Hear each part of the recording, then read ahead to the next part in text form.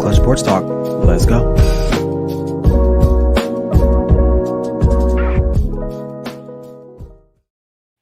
What's up, everyone? How you guys doing? Happy Monday to you guys. It's me, your boy Ryan Flowers, aka Clutch Sports Talk in the house. Hope you guys are doing well. I have another jam-packed show for you guys today. We're going to be breaking down Game 5 of the NBA Finals between the Milwaukee Bucks and the Phoenix Suns.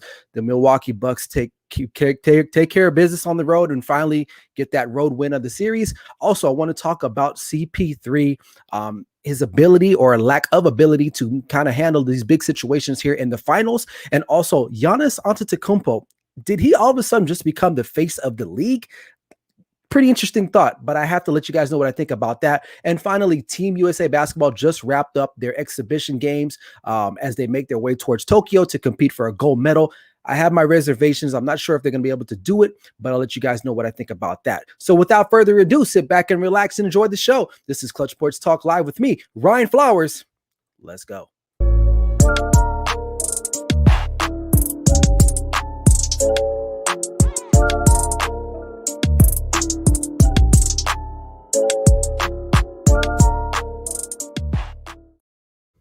Hope you guys are doing well, man. Hope you guys are having a great summer, enjoying some time off if you'll be able to do that. Summer's almost up. Those kids are getting ready to go back to school soon. But hey, I am back with another edition of Clutch Sports Talk Live with me, Ryan Flowers. Like I said before at the top of the show, we're going to talk about the NBA Finals, CP3, Giannis, and the U.S. men's basketball team as they make their way towards Tokyo as they compete for a gold medal. But before I get into the episode, make sure you guys, if you have not already, subscribe to my YouTube channel, Clutch Sports Talk, man. Keep subscribing, hit that notifications icon, let you know everything Clutch Sports Talk related goes up. And also make sure you follow all my other social media platforms, which are scrolling below right now as we speak.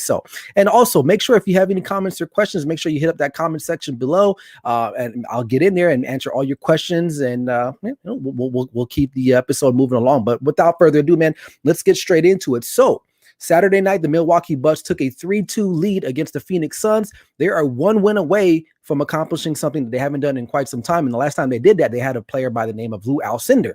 Some of you are like, well, who the hell is Lou Alcindor? Well, for most of us know him as Kareem Abdul-Jabbar, the captain, the Laker, former Milwaukee Buck, who won a world title with the Milwaukee Bucks years ago.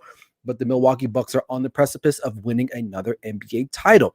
Now, this game was pretty solid from the jump. Milwaukee definitely struggled in the first couple minutes, if not the first quarter of the game, but they took over the rest of the game and leaving the Suns to think like, well, what can we do?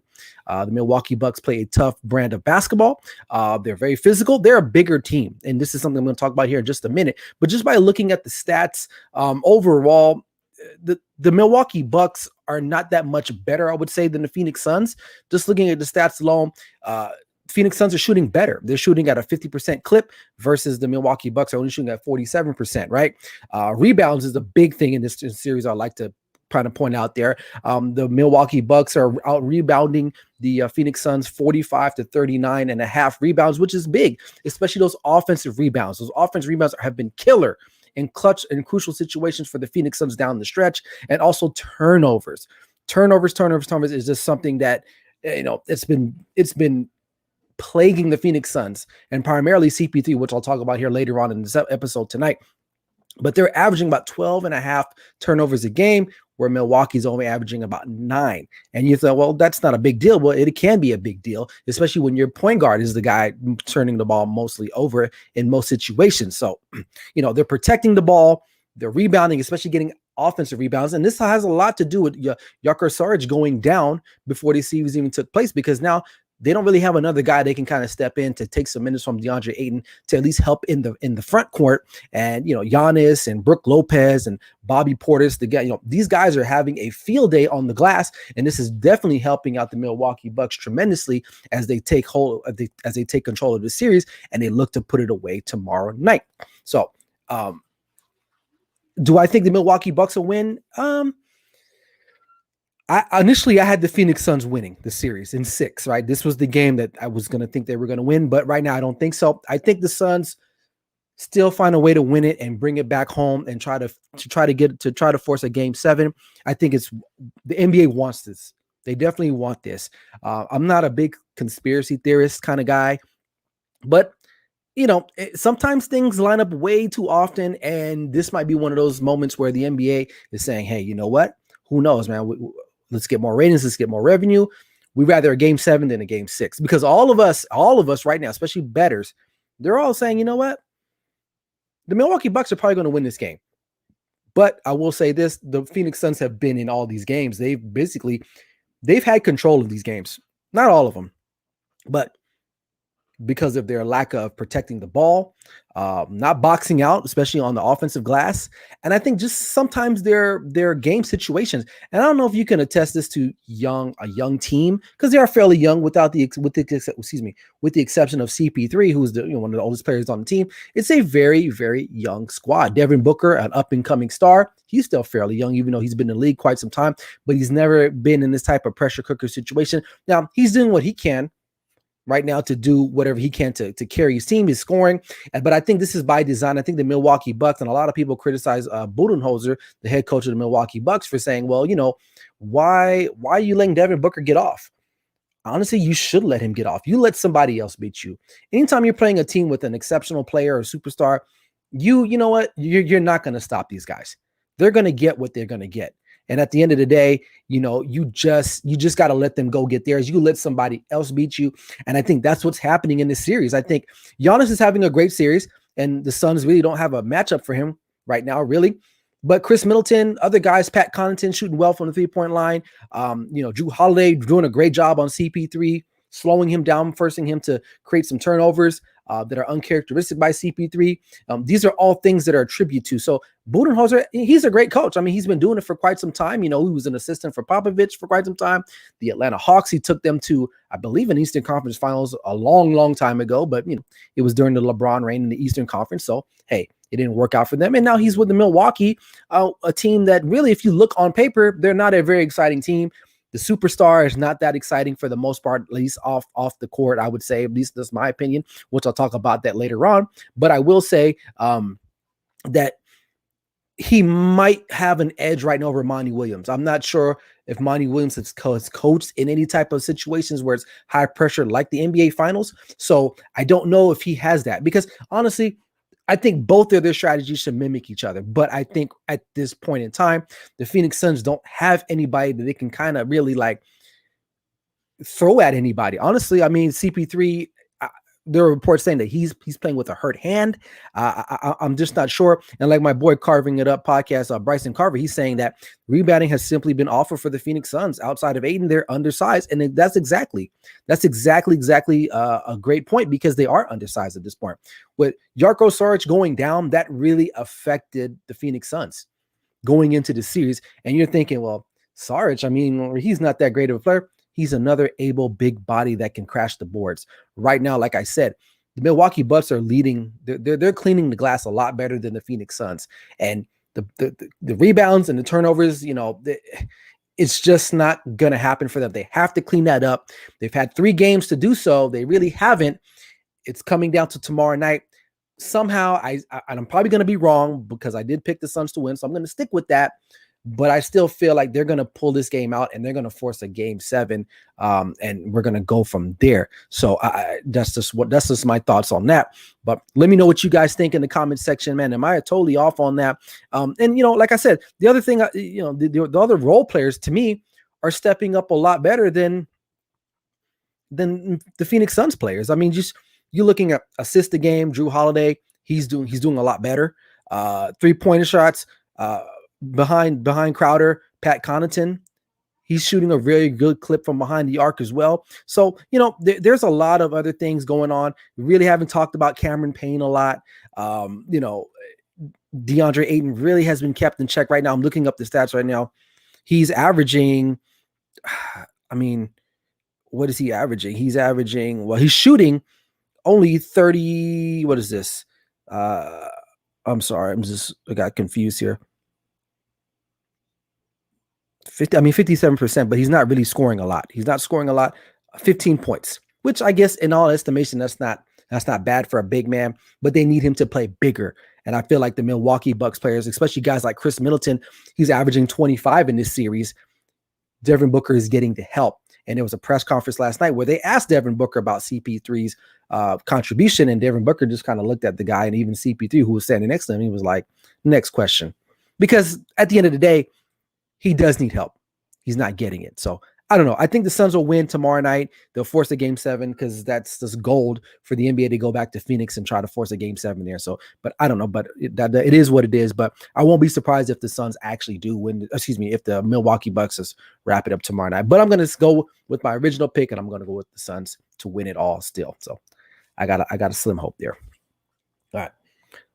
Moving on to CP3. So his first final appearance. And quite some time, we all know his, and some of it is his fault, maybe, and some of it is just, luck, I guess. He's been in the playoffs, of course, several times. He was young in his career when he was in New Orleans, when they were the New Orleans Hornets. Then he goes to LA. They had a couple runs there. They blew a 3-1 lead to the Houston Rockets. Oklahoma City Thunder, he only played there 1 year, so he did a good job with that team. He probably was in contention for the MVP last year. And now this year, I'm not saying he's had a great playoff performance, because the Suns have definitely caught a break in a lot of these series that they played. I mean, you look at the Lakers, you get a hobbled LeBron, you get you get Anthony Davis, who's hobbled as well. And then you move on to the next series where the Denver Nuggets, they're missing one of their other best players in Jamal Murray. Then you get the Clippers, who are missing their best player in Kawhi Leonard. And now you're playing a team that's at full go. Giannis is not, he's recovered from his hamstring injury. Chris Middleton's good to go. And CP3, my boy Barry Grant, the Black Cat Paul, has not let me down. And I'll say this. Scoring wise, he's doing whatever he needs to do. I mean, he's averaging 21 points a game, but the turnovers in the last 3 games, he's had 10 turnovers. He's averaging 3.5, close to 3.8 a game. And this is your point guard. Right? He's supposed to be the epitome of true point guards in the NBA that's remaining, and he's turning the ball over now. Like I said before, a couple minutes ago, he might have some type of slight hand injury that no one is really caring to elaborate on. But I don't think that's going to be an excuse for him. He's a tough guy. He's been around the league. I just think that maybe, I'm not going to say the moment's too big, but I just don't know. I just don't know what's his problem. But my boy Barry Grant definitely has strong feelings about Chris Paul. I never really cared too much for the guy. I think he's kind of a dirty player. He gives me that dirty player vibe, but he wants to act like all innocent and things like that. But he's one of those guys that he wants to be down and he wants to be the tough guy, but really he's not that guy. Like the guy on TikTok, trust me, you're not that guy, dude. You're not that guy. He's not that guy, I don't think. But a lot of people love the guy. I mean, I'm not going to talk about what he does in his community. That's something separate. But on the court, I just don't like him. I don't like him on the court. So he's definitely struggling. And not to make matters worse, Drew Holiday is actually doing a pretty good job on him. I mean, right now, Chris Paul's efficiency is -6, -0.6 plus minus ratio. That's not good. That's not good, especially in the NBA Finals, man. This is when your biggest players, your superstars, need to come and show up, and he's not doing that. And I think for me, I'm not smiling about it, but it's just like, well, he is what he is. He's a great player. He'll be a Hall of Famer. I'm not sure if he's going to win a ring this season. I don't know. It doesn't look like it. I'm hoping that they do, because then my pick will be right. But Chris Paul definitely has not shown up in the way that they need him to show up, because you can read box scores, and box scores can kind of distort. It can actually depict a certain narrative the way you want to look at it. Because if you're looking at the box score, Devin Booker, he's averaging 30. I mean, he's shooting, what is he shooting? He's shooting 32% from the 3-point line, which isn't that bad. 47% from the floor. And his plus minus is 5.4, which isn't terrible. You would think that these guys are winning the series running away, but they're not. It's the fact that these other guys on the squad really haven't done much. And so, we expected Chris Paul to take that next step to help out his guy. It's just not happening.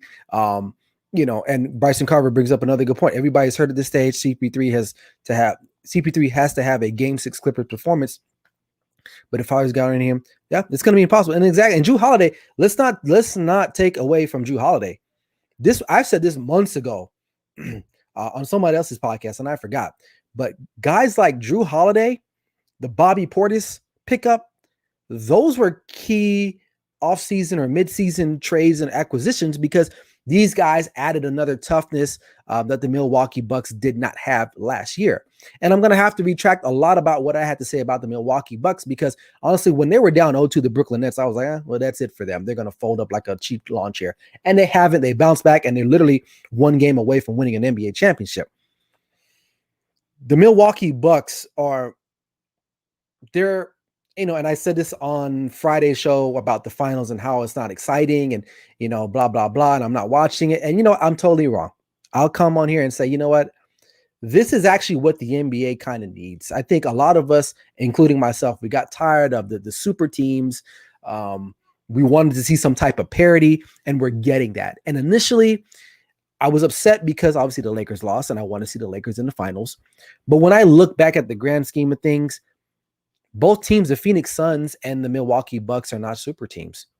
They're like what we remember what the NBA used to be, or at some point was more consistent of, where you've had one or two really strong players and you had a really strong supporting cast. And this is exactly what we're seeing moving forward, is that maybe you don't need three superstars.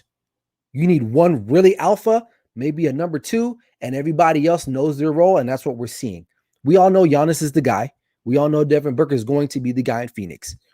But CP3 really, like I said, to get back on topic with him, he just has not performed. And like Bryson said, everyone's hurt. Everyone's hurt. This is the end of the season. You got to do what you got to do. I'm not a professional athlete. I've never played with pain. I have before in high school, but I wasn't getting paid then.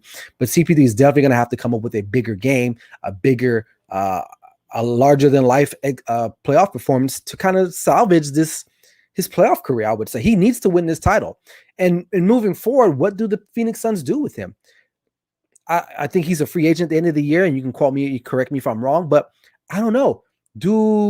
If I'm the Phoenix Suns, if I'm Jones, the general manager there, I probably move off of him. I don't think he's I think he was good for this team this year because they needed that. Because let's be real, the Phoenix Suns have not been viable since the Steve Nash, Amari Stoudemire days, and then before that it was Charles Barkley, the Kevin Johnson, the Dan Marley teams led by Paul Westphal. So they've had like spurts where they were good, bad, good, terrible, terrible, terrible, terrible, and then all of a sudden, boom, they're in the NBA Finals this year.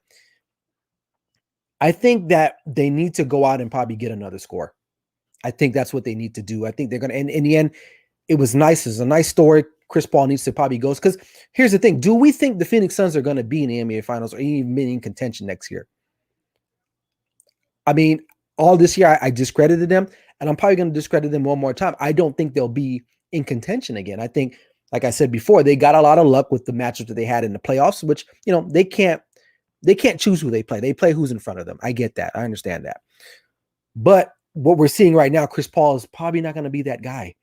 He's not going to be that guy, and they need to go out and get somebody else. Now, they might have some other guys that, turn out to be another great scorer like Bridges, who really, he's not, he's had a pretty decent playoff, but he's only averaging 13 points this series. They need more out of him.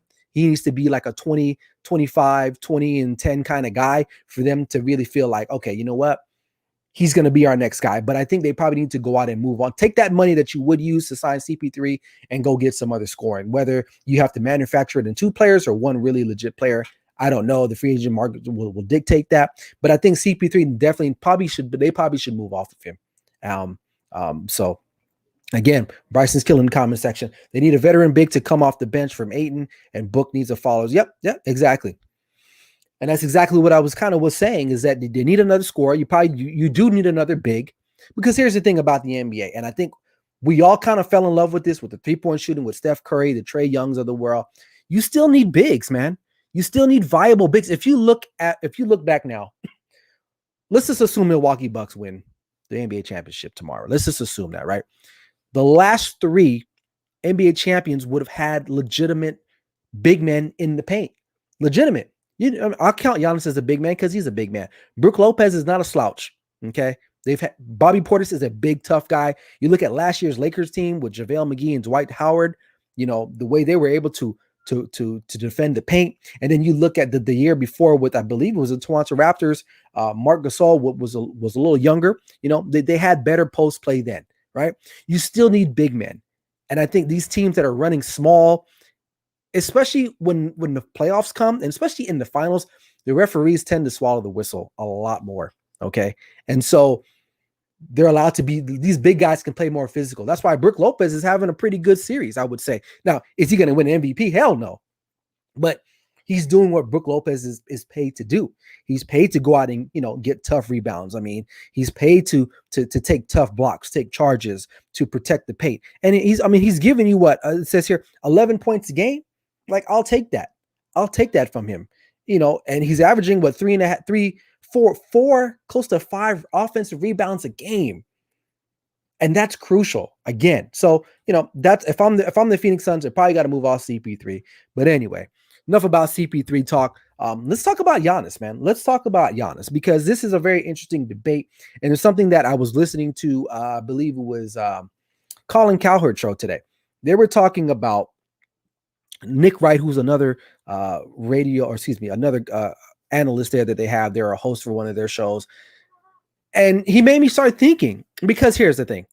I'm not like a super fan of Giannis. I just not that long ago, I was saying, you know what? He's not that guy. He's a number 2, right? Two-way, if that, right? He needs like an alpha male superstar to come and help him win a championship. And boy, was I wrong. And that's fine. Look, in this business, man, we give a lot of takes and we miss on a lot of takes and we're right on a lot of takes. It is what it is. That's why we do this. All right. It's just to stir the pot, to get some conversations going. And I'll be the first to come on here and say, you know what? I'm probably wrong about this guy. He is still maturing. He's still growing. Now, I still think he needs to develop a jumper, but here's the thing. And this is the point that I'm trying to make, because if you think about it right now, and this is the take that they had on the Colin Cowherd show, excuse me. If you think about right now, Giannis in the next 5 years versus a couple other superstars that we consider some of the best players now, who would you rather have? And they brought up names like Damian Lillard, Steph Curry, LeBron, and KD. And just naming those guys, just think about it. Who would you rather have in the next 5 years? KD or Giannis? Honestly, if I really had to think about it, I would probably say Giannis, because Kevin Durant, injury bug. He isn't quite the defender he used to be. Yeah. Hey, what's up, the Scoop? Sports Scoop? KD. I thought he's not the same. He's not the same guy. He'll go out and get you points. I get that, but he's not that guy anymore. Now, he's still one of the top players in the league. Don't get me wrong. You look at LeBron. LeBron is definitely past his prime. He's on the way down. So in the next 5 years, do you think LeBron will be better than Giannis? Probably not. I'd probably say Giannis will be the probably better player. LeBron has played a lot of games, a lot of mileage on his legs, man. Honestly, and I think his move to LA was more about him becoming more of a more affluent, influential businessman than it was a basketball player. They got lucky. They won the title last year in the COVID era. So he can kind of say, you know what, I brought one to LA. But I think his main focus is produce shows and be in the media of some sorts. Steph Curry, he's getting older too. I don't know how old Giannis is. He's got to be mid-20s, right? At least, right? I remember watching him play his second year here in Vegas in the Summer League. And I remember this guy and I was like, damn, this dude is big, man. Cause I sat really close and I was able to see him play. Who else? Jabari Parker was there too, the year that he got drafted. I forgot who. I think they were playing like the Knicks or somebody like that. But I remember watching this guy. I was like, this guy can get up and down the court. And I didn't think he was going to be a superstar, but I thought he'd be really good. So, but anyway, so Steph Curry, he's got injury problems too. He's only a perimeter player, I guess, per se. He'll play forever because he can shoot. But in the next 5 years, do I think Giannis will be better than him? Yeah, probably so. And then the other guy they named was Damian Lillard, which Damian Lillard's like 30, 31. He's not getting any younger. And he don't even really like the team that he's on. So in the next 5 years, again, you have to think to yourself, Giannis, man, he might be the face of the league, whether we want to or not, which I'm really kicking and screaming on this, but I have to be real. And my boy, Giannis is top three. He's three. You're crazy on that Bron take. Bron is a basketball player first. I don't know, Barry. I don't know, man. I like Bron, but it's a reason. Coming to LA was more than just basketball, I would say.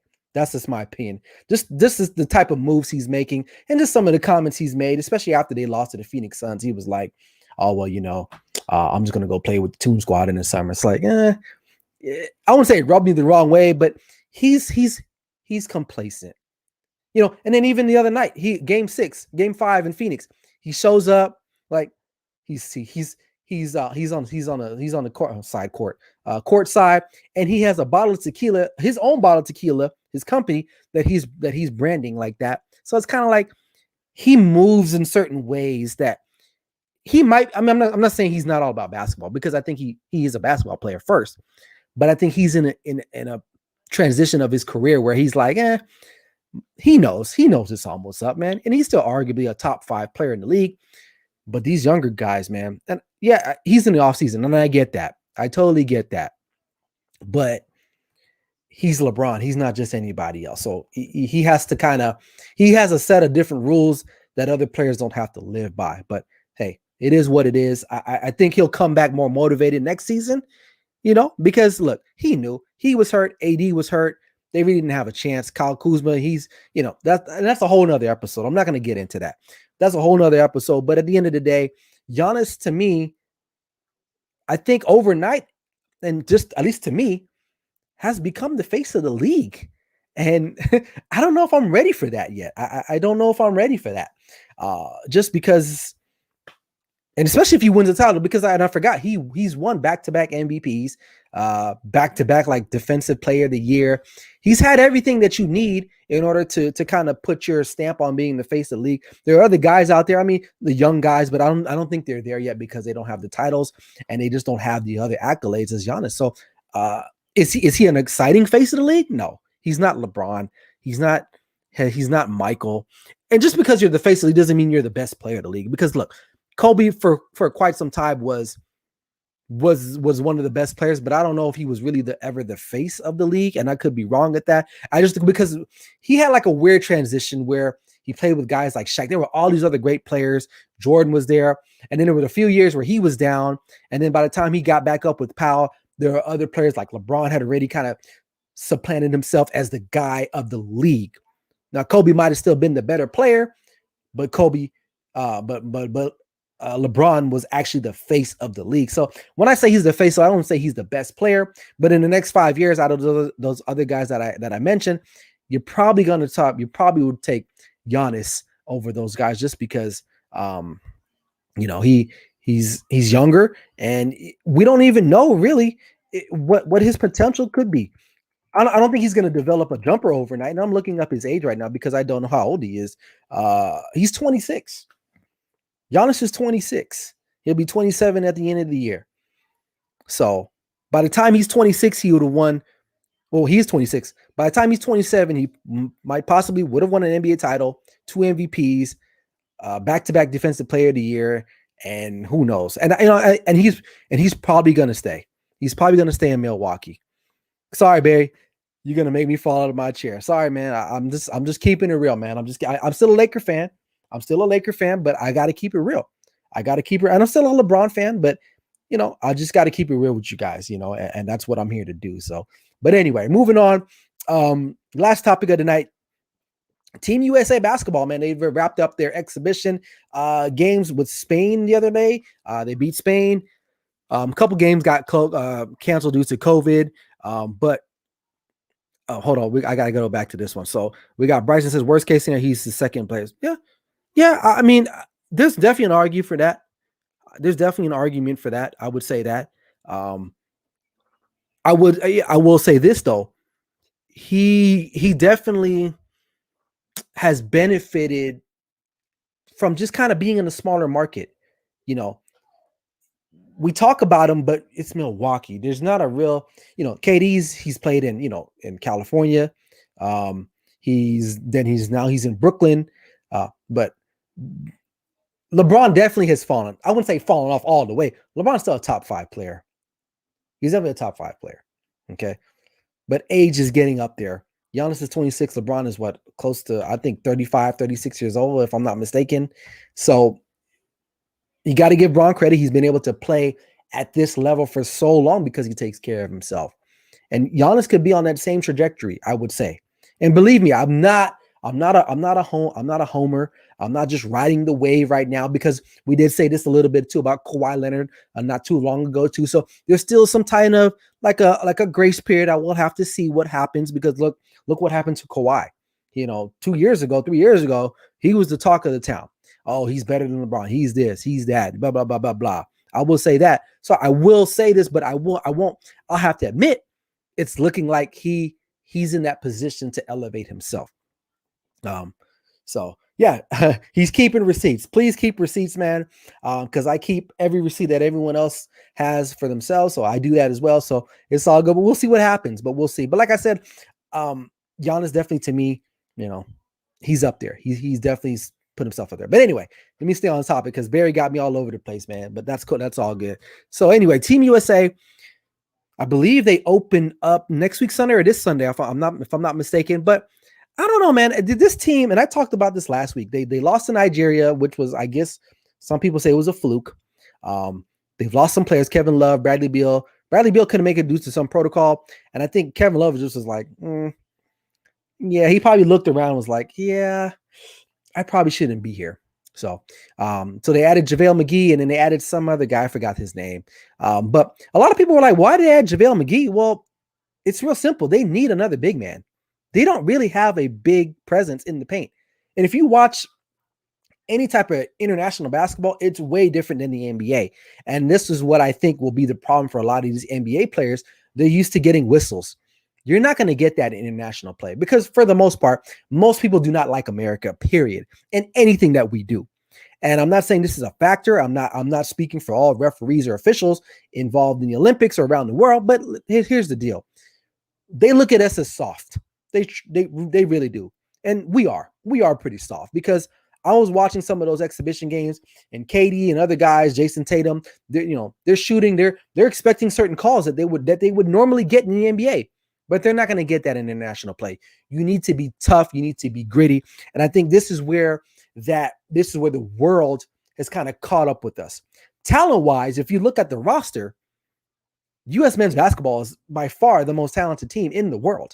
I mean, literally, you have some of the best players in the NBA playing on this team versus guys like from Australia, who Joe Ingles, I mean, great player, but come on, Joe Ingles, Patty Mills, great player, but come on, Patty Mills. Ben Simmons didn't decide to play, but say he did, Australia and probably would have been, if not favored to at least play silver, or at least be in contention for the gold. The U.S. is going to be in consideration for gold because it's the U.S., but I don't feel confident about this. I don't feel, who is the guy on this team? Who's that alpha male? The teams that have actually won and were very successful and just dominated, they had those guys on those teams, man. You remember those Kobe Olympic teams, he was a leader there. KD to me doesn't seem like a leader. The rest of the guys, this is a young group. This is a very young group with the exception of KD and maybe in Dame. This is Draymond's on there, but it's like they're still undersized, even with JaVale McGee. And Bryson Carver says Dwight Howard would have been a better option than JaVale. He's still a rebounder. Yeah, I mean, he probably was. But we don't know if Dwight Howard was available. We don't know. But they went and got JaVale McGee, which, he's a guy that can protect the paint. Because remember, the goaltending rule is different in international play. Way different. Okay?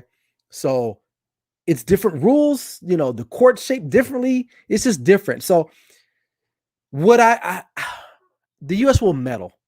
But I'm not quite sure of their gold medal chances, just because these other teams, man, they can play. And a lot of these guys that played in Europe, they're used to playing international rules, so they know how to finesse themselves. The U.S. basketball team is a finesse team for the most part, the way it's been constructed, right? And I don't have the roster on me here. Let me pull that roster up for you, because that'll I can kind of go into a little bit more of who they have and who's tough and who's not tough. Because honestly, Bam Adebayo, he's to me kind of finesse guy. I'm just talking about big men alone, right? Just the big men. JaVale McGee, he kind of finesse too. Really, they don't have a lot of size. Draymond Green, Jeremy Grant, these guys are like wing slash, scorers. Like they're not big guys. And when they run into teams like Spain or some of these European teams like Croatia, they may have problems. They definitely might have problems. So we'll just have to wait and see. Of course, I'm going to support the United States because I'm an American, but I got to keep it real as well too. So I'm not sure what their chances are. I hope they do well. I don't know who they're playing. Let me see who they're playing. If that's even available at this point in time. No, it's not available. So I guess we'll find out. I guess they're going to be in pool play, but Kevin Durant's definitely the guy on this team.